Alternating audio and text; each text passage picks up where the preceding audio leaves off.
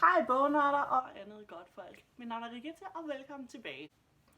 I dag der skal jeg lave mit Mid-Year Book Freakout Tag, og i den forbindelse der vil jeg også lave en lille check-in på min mål for 2020. And if you're watching this on YouTube and don't understand Danish, I have made captions in English somewhere. I don't know. Let's go. 2020. Jeg ved slet ikke, hvor man skal starte det der hen. 2020, it is what it is. Jeg havde selvfølgelig nogle målsætninger for 2020, og nogle af dem er det gået rigtig godt med, og nogle af dem er det gået knap så godt med, så jeg laver lige en lille hurtig check-in her. Mit første mål for 2020, det var at læse 100 bøger, og per dags dato den 9. juli i dag, har jeg læst 104 bøger, så smæk der ret over pakke, det er gået fantastisk.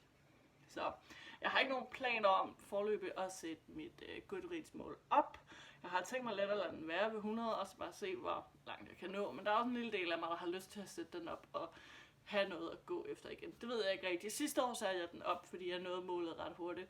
Men jeg ved ikke, om jeg har lyst til at gøre det igen i år. Næste mål for 2020, det var at læse 30 af de Little Black Classics fra Penguin. Altså de her små sorte bøger her.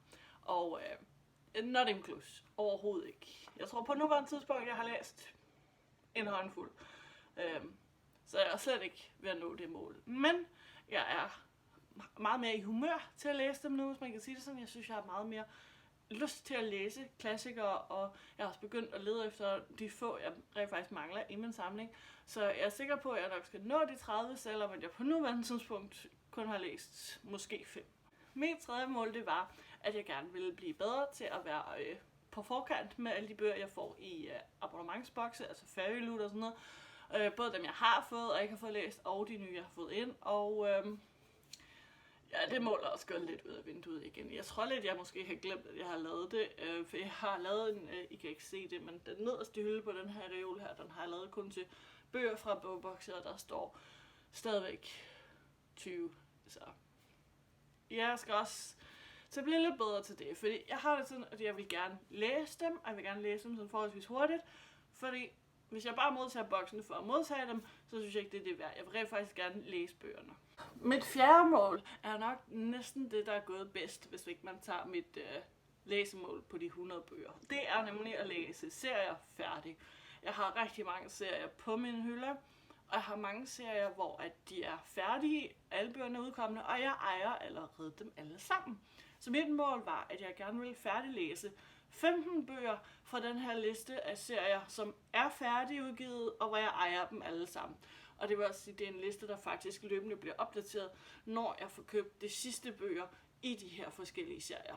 Så det er en liste, der er blevet lidt længere, men jeg har på et nuværende tidspunkt allerede færdiglæst 11. Så jeg husker, 10 eller 11. Og mine læseplaner for august, spoiler, kommer til at handle rigtig meget om serier og om at få læst dem færdigt. Så det her mål her, det kommer jeg nemt til at nå. Jeg havde også lidt et mål om at få min fysiske TBR ned, og det er røget helt ud af vinduet. Jeg har faktisk købt rigtig mange bøger i det første halvdel af 2020. Mange flere, end jeg plejer at gøre. Og det er også noget, hvor jeg sådan er begyndt at tænke lidt over, at jeg gerne vil skrue lidt ned for det igen. Det går lige lovligt hurtigt og få købt lige lovligt mange. Men det her mål, jeg havde om at få min fysiske TBR ned under et bestemt antal, det er kun gået den helt forkerte vej. Så det mål har jeg lidt skrottet og lidt accepteret, at 2020 blev slet ikke det år, jeg havde regnet med. Så jeg har købt en del bøger, fordi det får mig til at føle bedre indeni og gør mig bare glad, og sådan er det. Så det ser vi bare bort fra.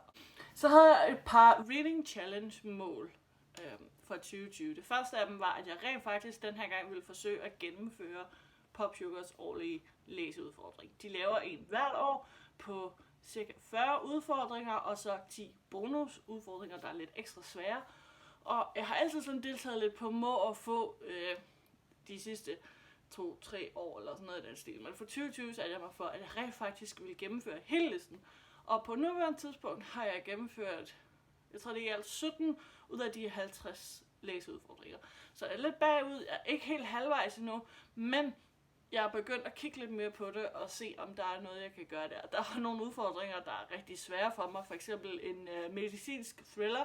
Jeg er ikke særlig glad for at læse thriller, og jeg er virkelig ikke glad for sådan medicinske temaer. Det gør mig sådan lidt utilpas, så jeg ved ikke, hvordan jeg skal gennemføre den udfordring.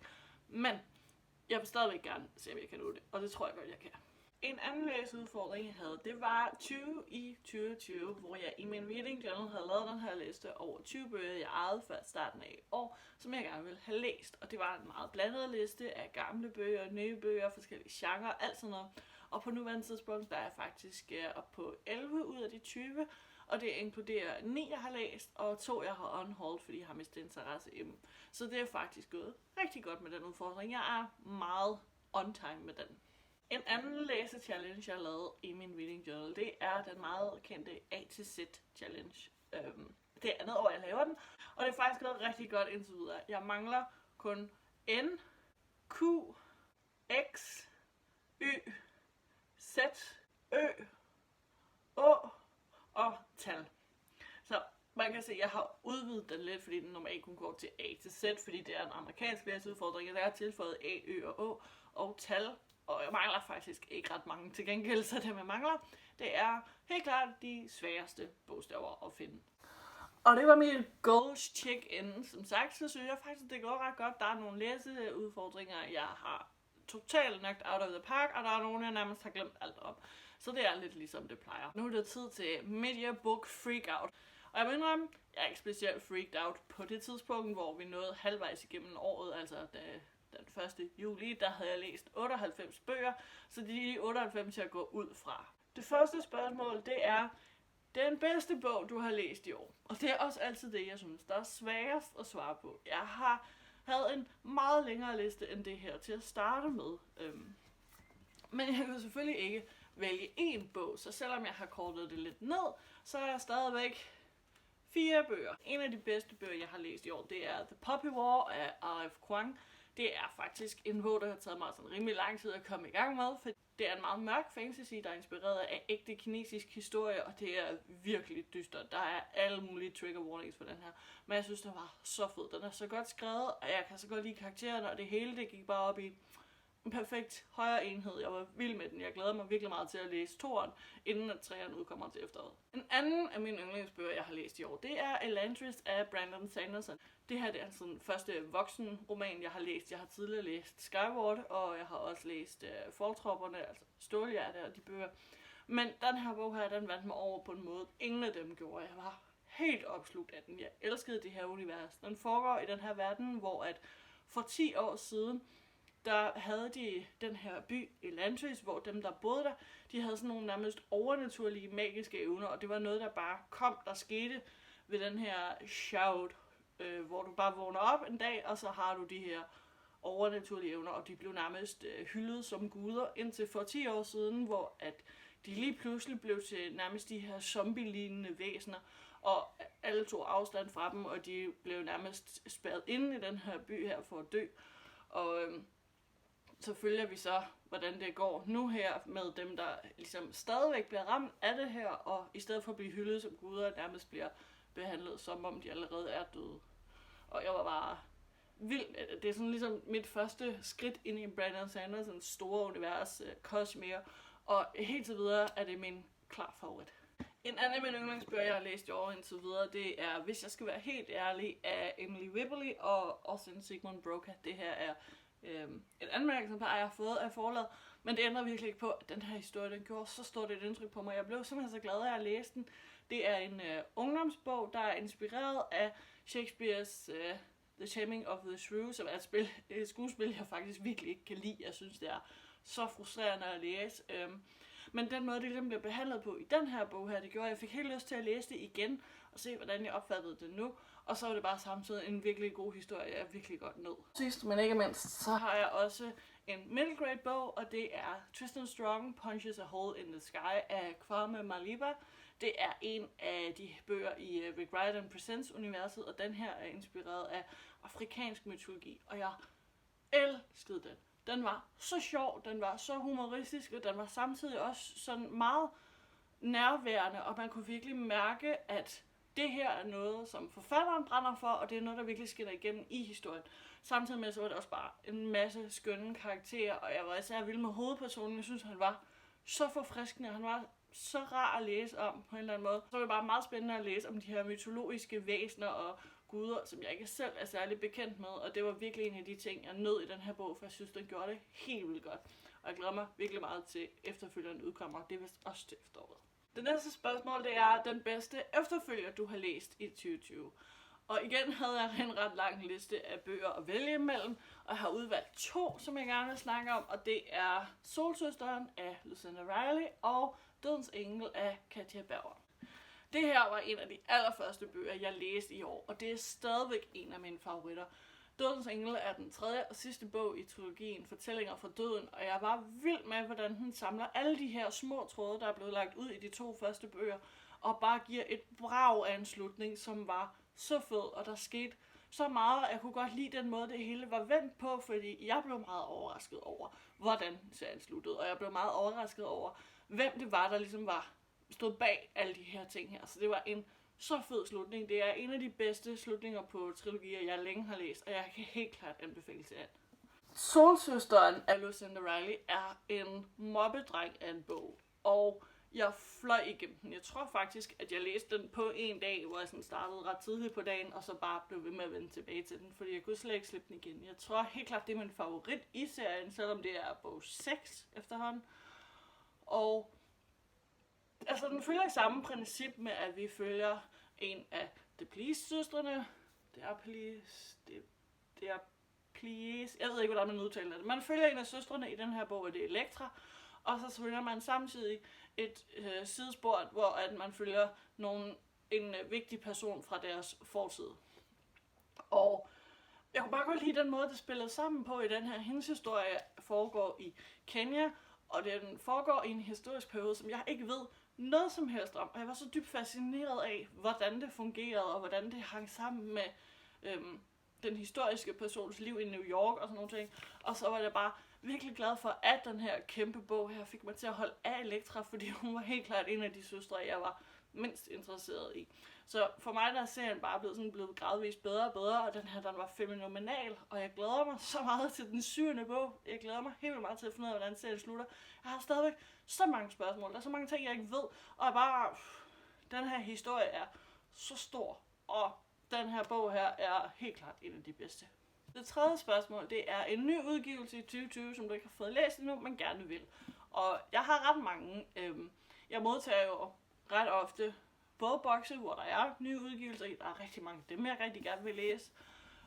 Og så prøver jeg også at holde mig sådan nogenlunde up to date med andre nye udgivelser. Men en af dem, som jeg ikke har fået læst endnu og gerne vil, det er Af blod og støv af Julie M. Day. Det her er hendes første bog i hendes nye serie. Og jeg vil bare virkelig gerne læse den her. Det er faktisk min plan at se, om jeg kan læse den her i juli måned. For at høre fantastiske ting om den. Vi er på en bølge af så meget god dansk fantasy, og den her får virkelig mange rosende ord med på vejen. Det er den første bog i en kvartet, altså en serie på 4, og det handler om magi og hekse og mørke magter og sådan nogle ting. Og jeg glæder mig virkelig meget til at få den her læst. Så det er helt klart en af de nye udgivelser, som jeg virkelig gerne vil læse i år. Det fjerde spørgsmål, det er mest ventet udgivelse for anden halvdel af 2020. Og her har jeg også en lang liste, og vi kan bare tage sådan lige on the top of my head The Invisible Life of Addie LaRue af Victoria Schwab. Jeg glæder mig rigtig meget til A Sky Beyond the Storm af Sabati Høgh. Og så var slutningen på An Ember in the Ashes-serien. Og så glæder jeg mig rigtig meget til The Burning God af Kwang, som er den 3. og sidste bog i The Poppy War, fordi jeg tror, det bliver en finale af episke proportioner. Og så vil jeg også gerne nævne, at jeg glæder mig rigtig meget til at læse DMX af Boris Hansen, hvis der noget kommer til bogform. Og det samme gælder, at jeg glæder mig rigtig meget til at læse Spektrum 5, a.k.a. Lyriderne af Nana Foss, hvis den også udkommer til bogform i 2020. Eller, det ved jeg ikke. Men det ved jeg ikke, fordi de er sådan lidt op i nære stadigvæk. Det er ikke helt sikkert. Men jeg glæder mig rigtig meget til at læse dem begge to, uanset hvornår de udkommer. Spørgsmål 5, det er største skuffelse i år til videre. Og det er helt klart The Fault in Our Stars af John Green. hold nu fast, hvor har jeg hørt meget om den her bog. Den er blevet hypet så meget de sidste, 6 år, eller sådan et eller andet siden filmen udkom. Og alle jeg ser, de taler stadigvæk om, at det her det er en af deres favoritter, og jeg havde den. Jeg synes, den var så prætentiøs. Jeg kunne overhovedet ikke forene mig med hovedpersonerne. Jeg kan godt forstå, at de har en anderledes drikkegang, fordi de har meget tidligt i livet været tvunget til ligesom at tage en stilling til livet og til døden på en helt anden måde end vi andre. Men jeg var ved at blive sindssyg af at skulle læse deres synsvinkler. Især hovedpersonen. Jeg synes, hun var så prætentiøs. Hun havde sådan en irriterende måde at se verden på, og jeg kunne... Bogen tog mig ikke lang tid at læse, men det var for lang tid stadigvæk, for jeg synes, den var så frygtelig at læse. Altså, jeg gav den 2 stjerner, og det er helt klart den bog, der har skuffet mig allermest, fordi det virkede bare til, at alle var vilde med den, og jeg kan ikke se hvorfor. Det kan jeg virkelig ikke. Spørgsmål 6, det er største overraskelse, og det er faktisk A Court of Mist and Fury af Sarah J. Maas. Jeg læste bog 1 i den her serie, A Court of Thorns and Roses, for rigtig mange år siden efterhånden. Jeg tror faktisk, det var tilbage sådan i 2014, 15-ish, jeg ved det ikke helt. Det er lang tid siden, og jeg har aldrig rigtig fortsat i serien, og jeg kunne faktisk ret godt lide bogen. Altså den første bog, dengang jeg læste den, men i forbindelse med, at jeg gerne ville læse serien færdig, så læste jeg sådan op på den, og prøvede sådan at komme ind i den igen, og fandt ud af, at jeg synes faktisk egentlig ikke, den var særlig spændende, men da jeg så læste bog 2, jeg blev fuldstændig genopslugt af den her verden. Den fik mig tilbage i det her univers på en måde, jeg overhovedet ikke havde troet muligt. Og det er min favorit i serien, nu hvor jeg har læst den færdig. Jeg synes, det er den bedste af dem alle sammen. Og nu forstår jeg også langt bedre, hvorfor det er, at alle er så vilde med Rhysand, selvom han er en kæmpe idiot i den første bog. Fordi den her bog her, den tager ligesom og vender rigtig mange ting, vi troede, vi vidste fra den første bog på hovedet. Og samtidig, og det mener jeg virkelig, den her bog har sådan en god repræsentation af depression. Det er helt vildt. Det gik virkelig tæt ind på mig, da jeg sad og læste om det her, om hvordan Feyre har mistet lysten til nærmest alting. Også de ting, hun virkelig elskede og sådan noget. Og bare er, alt sammen er fuldstændig lige meget. Det er gråt, det er trist, det er ligegyldigt. Det har ikke nogen betydning længere, og den måde, hvorpå hun nærmest ikke spiser noget, hun syner bare hen og sådan noget, det er virkelig svært at forklare, men jeg synes virkelig, den måde, det blev skrevet på, det var så godt. Altså, det var så fedt. Og så største overraskelse, for jeg havde ikke regnet med at kunne lide den her bog, og endte med at give den 5 stjerner. Det er en af de bedste, jeg har læst i år. Det er min favorit i serien. Det var meget overrasket. Spørgsmål 7, det er ny yndlingsforfatter, enten en ny for mig, eller en debutforfatter. Og jeg har faktisk 3. Og det er alle sammen 3 danske forfattere. Og det gør så også gældende for dem alle sammen, at jeg har læst 2 bøger af dem i år. Og det er derfor, jeg ligesom føler mig ret sikker på, at jeg vil kalde dem yndlingsforfattere, fordi jeg synes ikke, én bog er nok til at vurdere det på. Men nu har jeg læst alle de her 3 forfatteres debutbog og den opfølgende bog i serien, og jeg glæder mig til at læse mere fra alle de her 3 forfattere. Den første, det er Line Wenzel, som har skrevet Dronningernes Erindringer og Kongernes Arv. Det er første 2 bøger i Mindelandet serie. Det er en serie, hvor at magi har den pris, at det koster dig dine minder.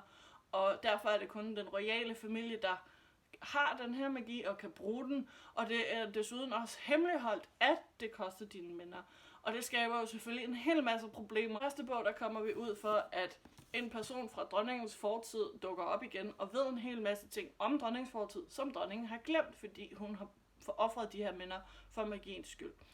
Og det, jeg synes, der var rigtig fedt i den her serie, det er, at i bog 2, der skifter vi fortæller, og der er det så hovedpersonen i den første bogs mor. Altså, den første bog bliver fortalt af prinsesse Tella, og i den anden bog, der går vi så tilbage i tiden, og den bliver fortalt af Tellas mor, Leonora, og den tredje bog, der udkommer til efteråret, er fortalt af Tellas datter. Og jeg synes bare, det er en virkelig fascinerende måde at gøre det på, og jeg glæder mig rigtig meget. En anden forfatter, der er kommet på min liste over yndlingsforfattere, det er Gry Kappel Jensen, som har skrevet Rosenholm-trilogien. Jeg har læst de første 2 bøger indtil videre, Roser og Violer og Forglem mig ej, som er de 2, der er udkommet indtil videre. Serien er en urban fantasy, der foregår på en kostskole et sted på Sjælland, der hedder Rosenholm. Og vi følger de her 4 meget forskellige piger, som alle sammen bliver optaget på den her skole, og da de så starter, bliver de samtidig viklet ind i et ret grufuldt mordmysterie og en masse andre hemmeligheder. Og tingene spidser virkelig til i bog 2, som jeg netop næsten lige har læst, og jeg var så imponeret. Altså, den første bog er virkelig god, men bog 2 hæver niveauet på en helt anden måde, og jeg er så vild med dem her, og jeg glæder mig virkelig meget til at se, hvordan det hele ender. Og så shiny. Den tredje og sidste forfatter, det er Tobias Stenbæk Bro, som har skrevet Et varsel om storm. Og indtil videre de første 2 bøger udkommet, det er Væddermændenes nat og Blodets sti, som jeg også for nylig lige har læst. Og det er en mega fed voksen fantasy-serie, hvor at der ikke er lagt fingre imellem. Og det er bare... Det er den her slags middelalderinspireret fantasy, som jeg rigtig gerne vil se, fordi det ikke bare er vold og magt og ridderkampe. Det er der masser af. Der er et kæmpe politisk spil i gang i den her bog. Men jeg er vild med den måde, at den tager magien ind på det, hvor at det er den her kombination af, at det er magi, men det er noget, der er der. Det er noget, vi tror på, men det er ikke noget, vi kan se. Og det er bare... Måden det hele er sat sammen på, er virkelig fed. Og jeg ved, at jeg skal læse den næste bog lige så snart den udkommer, fordi de 2 første her, det er så spændende, det er så vildt. Næste spørgsmål, det er nyeste fiktive crush, og jeg synes faktisk ikke rigtigt, at jeg får fiktive crushes på samme måde, som da jeg var yngre, men jeg begyndte at læse ret meget romance her i år, og der er altså rigtig mange rigtig søde fyre derimellem. Blandt andet så kan jeg rigtig godt lide Red fra Get a Life of Chloe Brown, som jeg har hørt som lydbog, og gerne vil anskaffe mig. Og en anden en, jeg også kan nævne, det er Noah fra et rigtig håndværkertilbud af Carrie Haywood. I starten er han sådan lidt irriterende, men jeg kan bare rigtig godt lide den måde, han opfører sig på overfor Finley, og han er bare på mange måder en virkelig sød, rigtig god fyr, og det er åbenbart bare det, jeg godt kan lide. Det næste spørgsmål, det er nyeste yndlingskarakter, og her må jeg sige Ren fra The Poppy War igen. Ren er en pige, som har virkelig mange fejl. Hun handler rigtig meget baseret på frygt og overilet, uden at tænke det igennem og alt sådan noget. Og det har store konsekvenser for hende, men det ændrer ikke på, at meget af det, hun gør, det gør hun enten fordi, at hun kommer et sted fra, hvor at hun ikke kan se nogen andre udveje, eller for eventuelt at beskytte andre. Og jeg kunne bare godt lide, at der er en hovedperson, som reagerer overilet uden at tænke, og som bliver nødt til at tage sig af, at der er de her voldsomme konsekvenser for deres handlinger. Det kunne jeg bare virkelig godt lide, og det synes jeg var rigtig forfriskende at se i en fantasybog. Så derfor så er det helt klart Ren, der er en af mine nyeste yndlingskarakterer. Det næste spørgsmål, det er en bog, der fik dig til at græde. Og normalt så er jeg ikke typen, der sådan decideret begynder at græde af bøger. Men jeg havde faktisk ikke ret svært ved at finde en bog til den her, og det er fordi jeg har læst Os mod jer af Frederik Backman. Ligesom den første bog, Bjørneby, så fik den her mig til virkelig at græde. Historien er virkelig rørende, men der er bare så mange facetter af den. Der er dele, der gør mig glad, der er dele, der gør mig vred, og der er virkelig mange dele af dem, der gør mig sådan helt ked af det indeni for de her karakterer. Og det er så svært at beskrive, hvad de her bøger handler om, fordi at sige, at de handler om en lille by, der har det her ishockeyhold, som er rigtig godt, og som de går ekstremt meget op i, det dækker slet ikke alle de facetter, der er her i historien. Det er en historie om familie, om venskab, om seksuel identitet, om seksuel overgreb, om hvordan et samfund hvordan et samfund håndterer, at en af deres stjerner gør noget forkert. Og den handler om ambitioner, og om drømme, og om så mange ting, og det er bare... Læs den her serie. Start med den første Bjørneby, og så læs den her, og sørg for at have nogle lommetørklæder, fordi de fik virkelig begge to mig til at græde. Det næste spørgsmål, det er en bog, der gør dig glad, og her har jeg også et par valgmuligheder. For nylig, der har jeg lyttet til Felix Ever After af Kazan Calendar som lydbog, og det er en af de bedste bøger, jeg har læst i år. Den er så god. Det handler om en sort transgender-dreng, som bliver forcibly outet, fordi der er nogen, der laver en udstilling på hans skole med alle hans gamle billeder og med hans gamle navn og alle sådan nogle ting. Og det er virkelig, virkelig barsk, men historien gør mig rigtig glad, fordi jeg nåede at se, hvordan karaktererne de udviklede sig. Jeg kunne virkelig godt lide historien, den gjorde mig rigtig glad i sidste ende, selvom der var mange andre følelser også. Så er der også et par romance-bøger, jeg også gerne vil nævne. Det er blandt andet, der går altid tog til New York, også af Carrie Haywood. Det her er efterfølgeren til et rigtig håndværkertilbud, og den her gjorde mig rigtig glad, fordi den var bare virkelig sjov. Jeg kunne rigtig godt lide de to hovedpersoners forhold til hinanden. De startede ud med sådan ikke rigtig at kunne lide hinanden, og de har sådan et meget sådan, jeg vil ikke kalde det fjendtlighed, men de er sådan lidt uvenskab, og de kan ikke rigtig komme ind på livet af hinanden, fordi de har alle de her fordomme om, hvem den anden er, og det er bare virkelig humoristisk, og så gjorde den mig rigtig glad på den måde, at jeg kunne lige se, hvordan de udviklede sig og kom over de her fordomme, de havde. Det næste spørgsmål, det er yndlingsfilmatisering, du har set i år, og jeg må ærligt talt indrømme, jeg ved ikke, om jeg har set nogle filmatiseringer i år, altså nogle nye nogen, som jeg ikke har set før, fordi jeg ikke rigtig kunne gå i biografen i mange måneder, og egentlig er jeg ikke rigtig den store filmtype, så har jeg ikke noget svar på det spørgsmål. Det næste spørgsmål, det er yndlingsvideo eller indlæg, du har lavet i år, og her må jeg faktisk gå helt tilbage til januar måned, hvilket jeg ikke ved, om er lidt trist, men i starten af januar måned, der lavede jeg et ret langt videoindlæg om min reading journal, og det er jeg stadigvæk ret stolt af, fordi jeg er rigtig glad for den reading journal, og jeg har tweaked den lidt siden den video, men jeg er stadig ret glad for den video, fordi min reading journal er noget, jeg virkelig har nydt at bruge tid på i år. Så jeg tror, det er helt klart mit favoritindlæg, jeg har lavet i år. Det næste sidste spørgsmål, det er flotteste bog, du har fået eller købt i år, og så mange. Altså, jeg har taget et lille udvalg, men jeg kunne igen nævne Forglem mig jeg af Gry Kappel Jensen, der udkom tidligere på foråret. Den er så smuk med den der sølvfolie. En anden bog kunne være The 10,000 Doors of January af Alex E. Harrow. Jeg er vild med den her sorte baggrund, og så med blomsterne udenpå og sådan noget.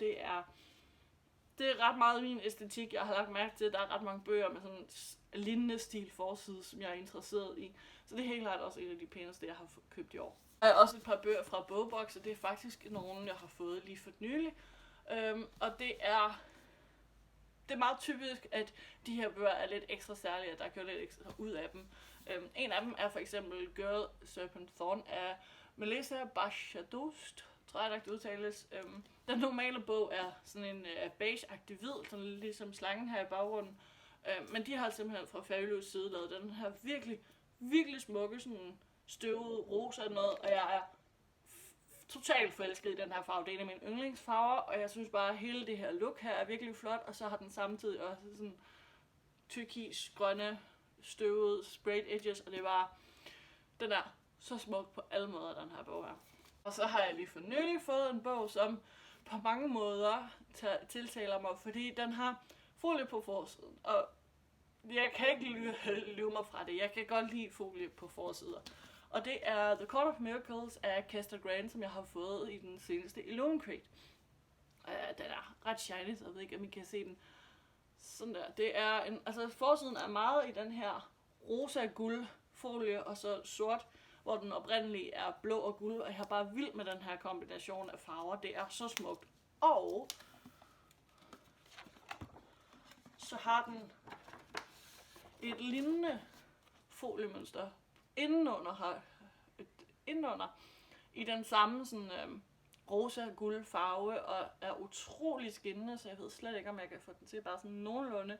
Men jeg synes bare, det er så flot det her. Altså det er helt klart nogle af de pæneste bøger. Jeg synes, jeg har fået rigtig mange pæne bøger ind i år, så det her det er bare sådan et par stykker af dem. Det sidste spørgsmål i det her tag, det er, hvad for nogle bøger skal du læse inden slutningen af året? Og jeg vil egentlig gerne sige dem alle sammen. Jeg har et par stykker, som står ret højt på listen. Blandt andet så vil jeg rigtig gerne, som sagt, læse Af blod og støv af Julie M. Day. Jeg vil rigtig gerne læse Little Women, for jeg vil rigtig gerne se filmatiseringen af den. Og det samme gælder Emma af Jane Austen. Jeg kunne også rigtig godt tænke mig at læse flere hardstopper graphic novels, og flere graphic novels i det hele taget. Jeg vil rigtig gerne læse mere af Murakami og Fredrik Backman. Jeg kunne rigtig godt tænke mig at færdiggøre en masse serier. Og i det hele taget, så det er lidt af det hele. Jeg har ikke god sådan decideret liste over bøger, jeg absolut skal læse. Så det må være mit svar. Sådan lidt af det hele. Alright, det var det for den her video. Det var mit Mid-Year Book Freakout tag. Hvis du kunne tænke dig at besvare tagget, så må du meget gerne gøre det og efterlade et link til det. Jeg vil rigtig gerne se dine svar. Særligt er jeg meget interesseret i at høre de svar på spørgsmålet, hvilken bog har gjort dig glad i år indtil videre. For jeg synes, det er ret vigtigt. Vi er midt i en meget tumultisk tid, eller har været det langt meste af foråret. Og selvom vi herhjemme sådan er begyndt at være mere tilbage til normalen, så synes jeg stadigvæk, der er rigtig meget omkring mig. Så jeg kunne bare rigtig godt tænke mig at vide, hvad for en bog har gjort dig glad i år. Hvis du har lyst til at følge mig på andre platforme, så er der i beskrivelsen nedenunder link til min Instagram, Goodreads og Twitter-profil, samt mit link til min bogblog, hvor jeg laver masser af boganmeldelser og en masse andre boglige indlæg. Så vil jeg bare ønske jer alle sammen en rigtig, rigtig god læselyst, indtil vi ses igen. Hej hej!